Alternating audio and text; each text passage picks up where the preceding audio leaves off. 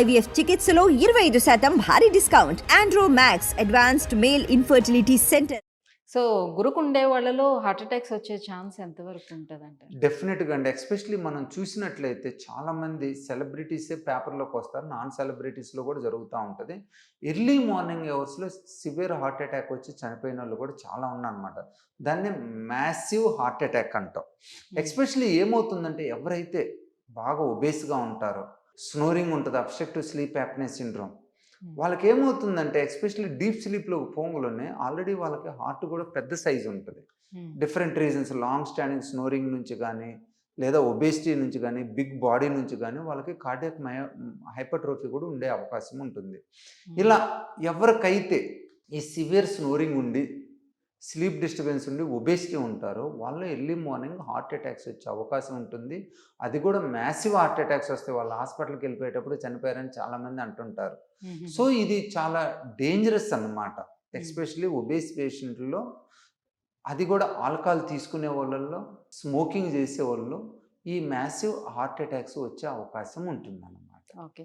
So ఈ గురకకి మరి ఎలాంటి ట్రీట్మెంట్ అందుబాటులో ఉంది సార్? యూజువల్గా గురక ఏంటంటే పిల్లల్లో చూసామనుకోండి, సాధారణంగా పిల్లల్లో వచ్చేది ఎడినాయిడ్ టాన్సిలర్ హైపర్ట్రోఫీ. యూజువల్గా ఎవరికైతే గురక కంటిన్యూస్ కోల్డ్ అవుతా, ఇన్ఫెక్షన్ అవుతా ఉందో వాళ్ళకి సింపుల్గా టాన్సిల్ ఎడినాయిడ్ సర్జరీ చేసినట్లయితే ఆ గురక సమస్య పోయిద్ది, కోల్డ్ అటాక్స్ పోతాయి, పిల్లలు మంచిగా నిద్రపోతారు, హెల్తీగా ఉంటారు. మిడిల్ ఏజ్లోనే మెయిన్ ప్రాబ్లం వస్తుంది. చాలామందికి వెయిట్ తగ్గమంటే వెయిట్ తగ్గటం ఇంపాసిబుల్గా ఉంటుంది. ఈ వెయిట్ తగ్గిన వాళ్ళు మేము ఆపరేషన్ చేసినా కూడా వాళ్ళు వెయిట్ గెయిన్ అంటూ ఉన్నా మా ఆపరేషన్ రిజల్ట్ సరిగా ఉండదు.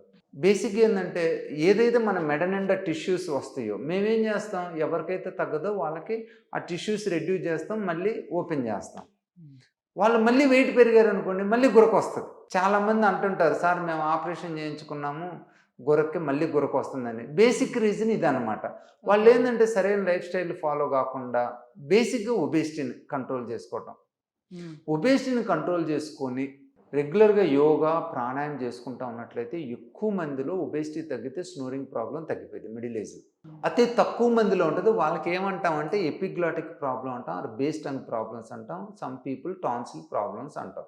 ఈ టాన్సిలర్ హైపర్ట్రోఫీ కానీ అలాంటి వాళ్ళలో సర్జరీ చేయాల్సి వస్తుంది. బట్ ఒబేస్ ఉన్న వాళ్ళు ఒబేసిటీ తగ్గకుండా నేను టాన్సిల్ ఆపరేషన్ చేసినా, బేస్ టంగ్ ఆపరేషన్ చేసినా, ఏది చేసినా కూడా రిజల్ట్ ఉండదు.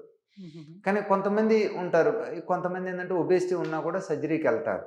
వెళ్ళినప్పుడు ఏంటంటే ఇమీడియట్గా తగ్గిద్ది. ఎందుకంటే యూజువల్గా వాళ్ళు గొంతులో ఆపరేషన్ చేయడం వలన తినలేరు. తినకపోతే ఆ స్టార్టింగ్ 15 రోజులు 20 రోజులు వెయిట్ తగ్గుతారు, దే ఆర్ గుడ్.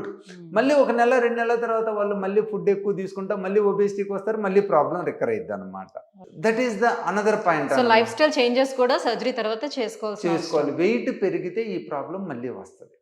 మెయిన్గా obesity is the culprit for the snoring issues. Elder పీపుల్లో మటుకి స్నోరింగ్ వస్తే ఖచ్చితంగా మనం లెరింగోస్కోపీ ఎగ్జామినేషన్ చేసుకోవాలి. ఎస్పెషల్లీ స్మోక్ చేసే వాళ్ళలో గురకతో పాటు గొంతు నొప్పి ఉందంటే ఖచ్చితంగా మనం ఎండోస్కోపీ ఎవాల్యుయేషన్ చేసుకోవాలి. ఎందుకంటే వాళ్ళలో కొద్దిగా క్యాన్సర్ ఉండే అవకాశం ఉండొచ్చు అన్నమాట. సో మనకి ఫస్ట్ గురకున్న వాళ్ళు ఏంటంటే యూజువల్గా అంటే గురక పెట్టేటప్పుడు ఏమైనా బ్లడ్ తుంపర్లు ఏమైనా వచ్చే అవకాశం ఉంటుందా సార్? అలా చూడొచ్చా? యూజువల్గా ఏమైందంటే గురక పెట్టే వాళ్ళు ఏమవుతుందంటే థ్రోట్ డ్రై అయిపోతుంటుంది. థ్రోట్ డ్రై ఎందుకంటే నోరు తెరిచి గాలి పీల్చుకుంటారు, డైరెక్ట్గా నోట్లోకి ఆ ఎయిర్ పోయి అక్కడ ఉన్న మ్యూకోజాని డ్రై చేస్తుంది.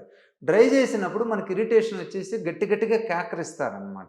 ఈ గట్టిగా క్యాకరిచ్చినప్పుడు ఆ మ్యూకోజా డ్యామేజ్ అయ్యి ఆ ఉమ్మి మ్యూకోస్ సెక్రేషన్స్తో పాటు కొద్దిగా బ్లడ్ సెక్రేషన్స్ వచ్చే అవకాశం ఉంటుంది అనమాట.